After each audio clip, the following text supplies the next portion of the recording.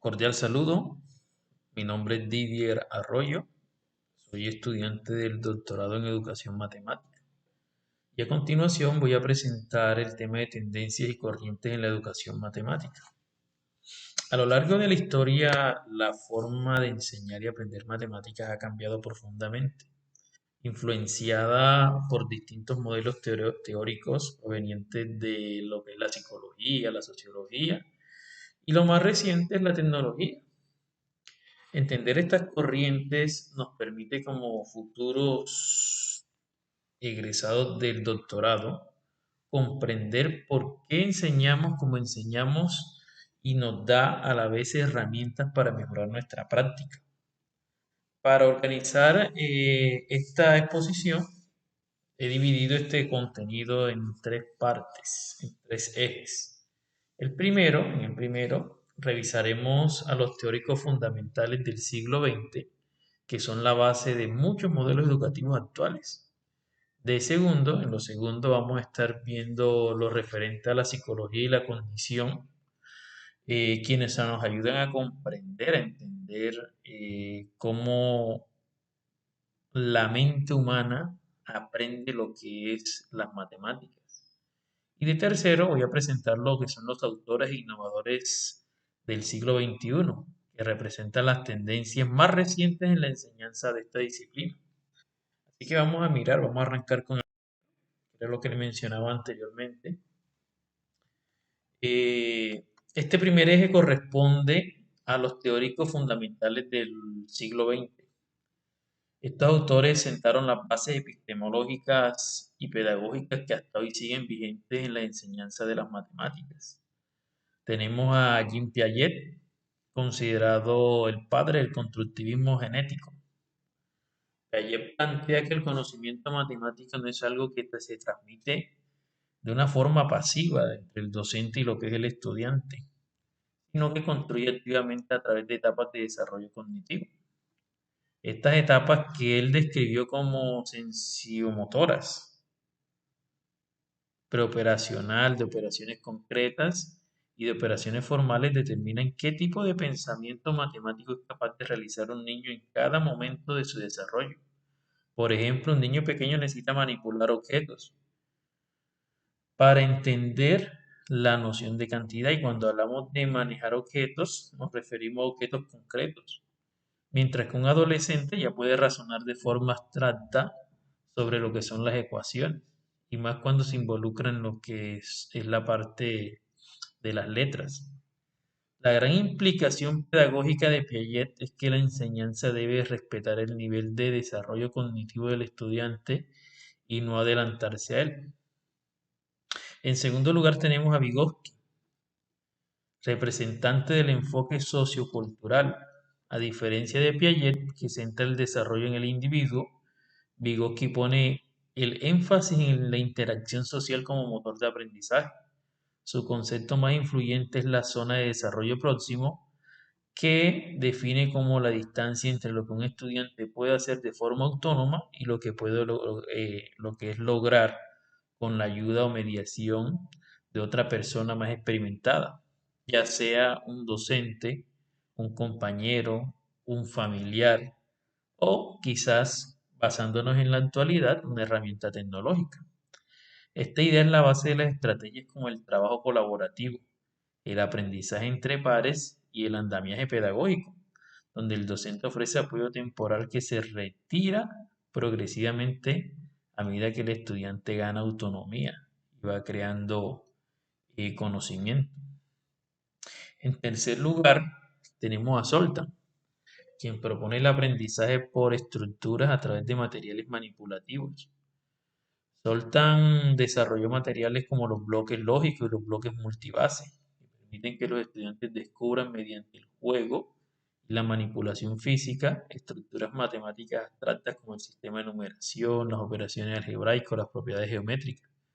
Su enfoque defiende que antes de llegar a la extracción simbólica, el estudiante debe pasar por experiencias concretas y variadas que le permiten construir el concepto de diferentes ángulos. Y finalmente, para este eje tenemos a Van Hayek, conocido por su modelo de niveles de razonamiento geométrico. Este modelo describe 5 niveles secuenciales: el nivel de visualización, donde el estudiante reconoce figuras por su apariencia global; el nivel de análisis, donde identifica propiedades de las figuras; el nivel de deducción informal, donde establece relaciones entre propiedades; el nivel de deducción formal, donde es capaz de construir demostraciones; y el nivel de rigor, propio de un análisis matemático avanzado. Este modelo ha sido fundamental para diseñar currículos de geometría que respeten el proceso de maduración del pensamiento geométrico del estudiante. En conjunto, estos 4 teóricos constituyen la base sobre la cual se han construido la mayoría de los enfoques pedagógicos modernos de lo que es la educación matemática. En la siguiente diapositiva tenemos todos los referentes de la psicología y la cognición. Estos autores se centran específicamente en cómo la mente humana procesa, organiza y da sentido al conocimiento matemático.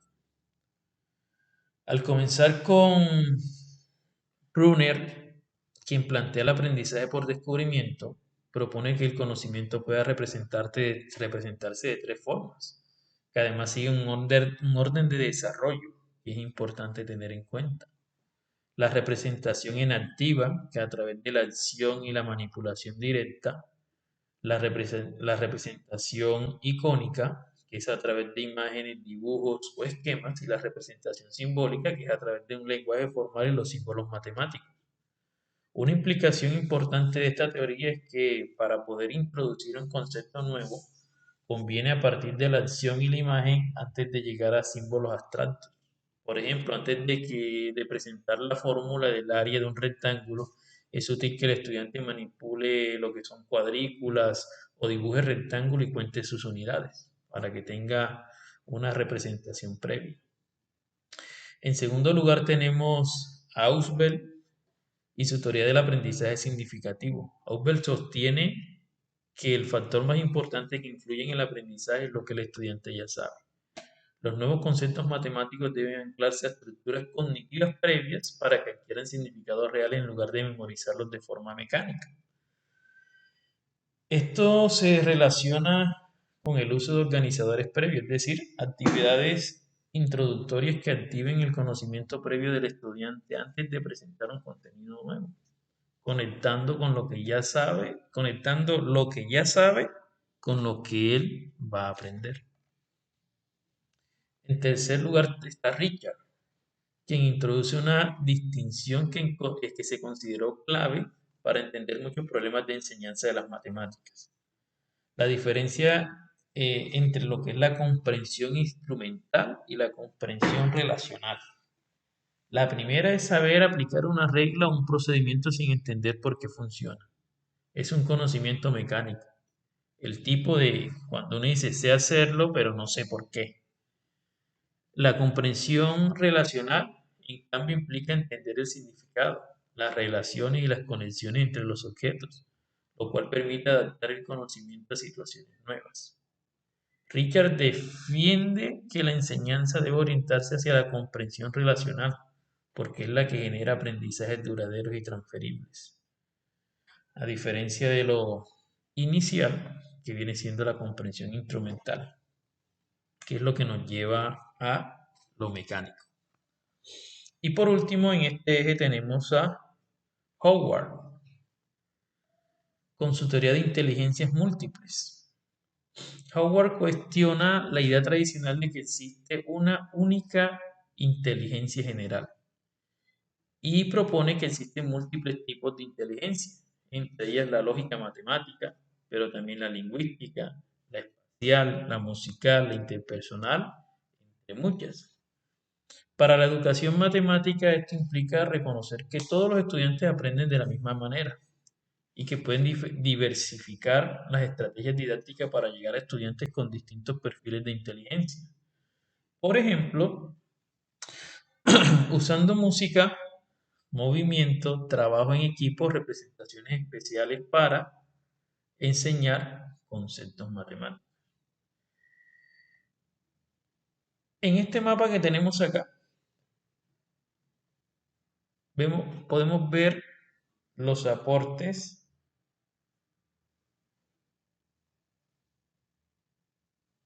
que representa Brunner, significado de Ausubel y comprensión de Richter, giran alrededor de un eje central que es la condición matemática. Mientras que la perspectiva de Howard nos recuerda que existen múltiples cambios para llegar a esa condición. Y por último, tenemos lo que son los autores e innovadores actuales de lo que es el siglo XXI. En primer lugar, Jude Boal, profesora de la Universidad de Stanford, es reconocida mundialmente por su trabajo sobre la mentalidad matemática o mentalidad del crecimiento. Su investigación demuestra que muchas personas desarrollan ansiedad hacia las matemáticas debido a la creencia errónea de que existe un talento innato y fijo para esta disciplina, y que quienes no la tienen simplemente no son buenos en las matemáticas. Propone cambiar esta narrativa mostrando evidencia de que el cerebro puede desarrollar habilidades matemáticas mediante la práctica, el esfuerzo y sobre todo viendo el error como una oportunidad de aprendizaje y no como normalmente lo vemos o lo vivimos diariamente, que los estudiantes lo ven como un fracaso. Esta perspectiva ha influido en cómo se diseñan las evaluaciones y la retroalimentación en el aula de clases. En segundo lugar tenemos a Steve, matemático y divulgador científico. Se ha dedicado a mostrar la belleza y la conexión intuitiva de las matemáticas en el mundo real, a través de libros, conferencias y artículos de divulgación. Él explica los conceptos de cálculo, sistemas dinámicos y patrones matemáticos de una manera visual y accesible, demostrando que la matemática no es solo un conjunto de fórmulas, sino una forma de entender fenómenos como la sincronización de luciérnagas, la propagación de epidemias o el comportamiento de las redes sociales. Su enfoque resalta la importancia del pensamiento visual y de las aplicaciones reales para motivar el aprendizaje. En tercer lugar tenemos a Salman, fundador de Khan Academy, uno de los referentes más conocidos del aprendizaje digital. Khan Academy ofrece miles de videos y ejercicios interactivos gratuitos y accesibles para todo el mundo que permiten que cada estudiante avance a su propio ritmo, repitiendo los temas las veces que necesite o considere necesario para lograr el aprendizaje. Este modelo democratiza el acceso a la educación matemática de calidad, especialmente en contextos donde los recursos educativos son limitados, y ha popularizado el concepto de aula invertida, donde el estudiante revisa el contenido en casa y dedica el tiempo de clase a la práctica y la resolución de dudas. Y finalmente tenemos a Wolfram, hermano del creador de la matemática. Propone una reforma radical del currículo matemático escolar. Su argumento central es la mayor parte del tiempo de clase se dedica a los estudiantes realicen cálculos a mano, que el mundo real se hacen con computadoras. Wolfram propone reestructurar el currículo en 4 pasos. Primero, definir la pregunta, traducirla al lenguaje matemático, usar la computadora para realizar el cálculo y luego interpretar los resultados en un contexto real. Esta propuesta busca preparar a los estudiantes para un mundo donde el pensamiento computacional y la resolución de problemas son más relevantes que la ejecución manual de algoritmos. Estos 4 autores representan en conjunto una transformación hacia una educación matemática más humana, más visual, más accesible y más conectada con las herramientas tecnológicas del siglo XXI. Y para cerrar, tenemos acá eh, una línea de tiempo de evolución. En el siglo XX se establecieron fundamentos teóricos de la educación matemática. Piaget nos mostró que el conocimiento se construye según etapas de desarrollo. Vygotsky destacó el papel de la interacción social y la mediación. A finales del siglo XX, la psicología cognitiva profundizó en cómo funciona la mente del estudiante frente al conocimiento matemático. Brunner nos habló de formas de representación, Ausubel del aprendizaje significativo anclado a conocimientos previos, Skene de la diferencia entre comprender de forma mecánica o relacional y Gardner de la diversidad de inteligencias que coexisten en el aula. Y en el siglo XXI llegamos a la innovación y la tecnología. Waller nos invita a transformar la relación emocional que tenemos con las matemáticas mediante la mentalidad de crecimiento, mientras que Strogas nos muestra el poder del pensamiento visual y la divulgación. Khan democratiza el acceso al aprendizaje mediante plataformas digitales. Y Wolfram nos desafía a repensar qué habilidades matemáticas son realmente relevantes en la era de la computación. La idea central que quiero dejar como conclusión es la siguiente. Las tendencias actuales no sustituyen a los fundamentos clásicos, sino que los integran y los enriquecen.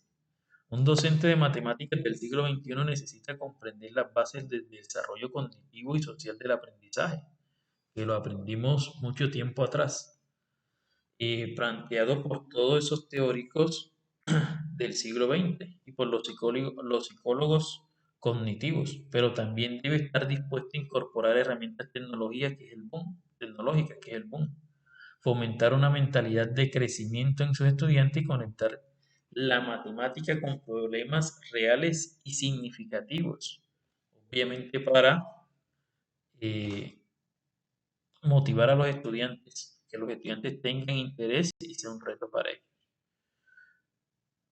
Muchas gracias.